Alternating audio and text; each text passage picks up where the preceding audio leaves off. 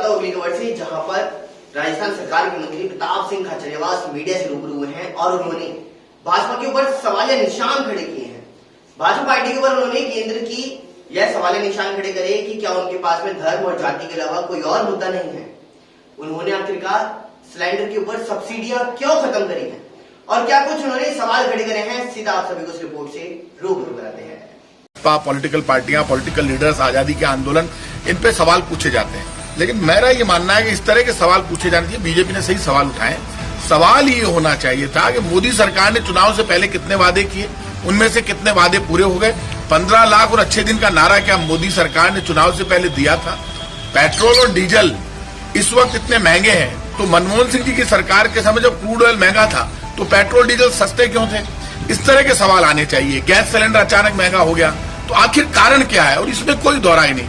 कांग्रेस के लिए सवाल पूछे तो बीजेपी के लिए भी पूछने चाहिए थे।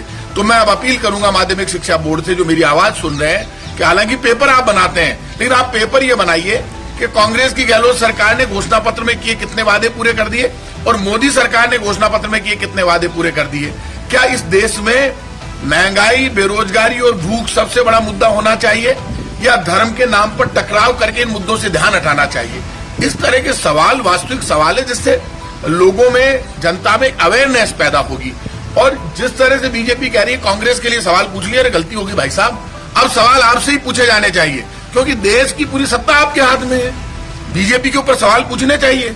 तो माध्यमिक शिक्षा बोर्ड वालों को थोड़ा होशियार होना चाहिए और ये समझना चाहिए पूरी देश की सत्ता, पूरी सरकारें इनके पास है। हम तो 2 राज्यों में, राजस्थान में, जो हमारे लिए पूछ सकते हैं भाई कांग्रेस के कमजोर होने के कारण क्या है, क्या स्थिति, पूछो ना, हम क्या मना कर रहे हैं। लेकिन आप ये भी पूछो कि डॉलर के मुकाबले रुपया मजबूत कर दूंगा, अब और नहीं होगी पेट्रोल डीजल की मार, क्योंकि आ रही है मोदी जी की सरकार। तो अब मोदी जी की सरकार के वादे कहां गए भाई साहब?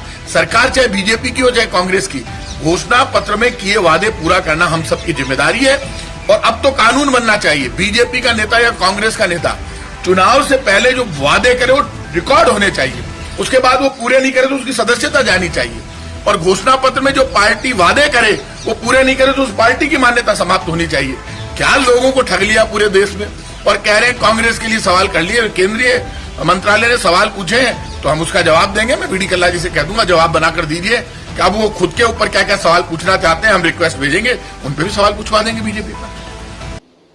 फिलहाल देश दुनिया की तमाम बड़ी खबरों के लिए इतना ही। बने रहिए न्यूज़ 18 के साथ। नमस्कार।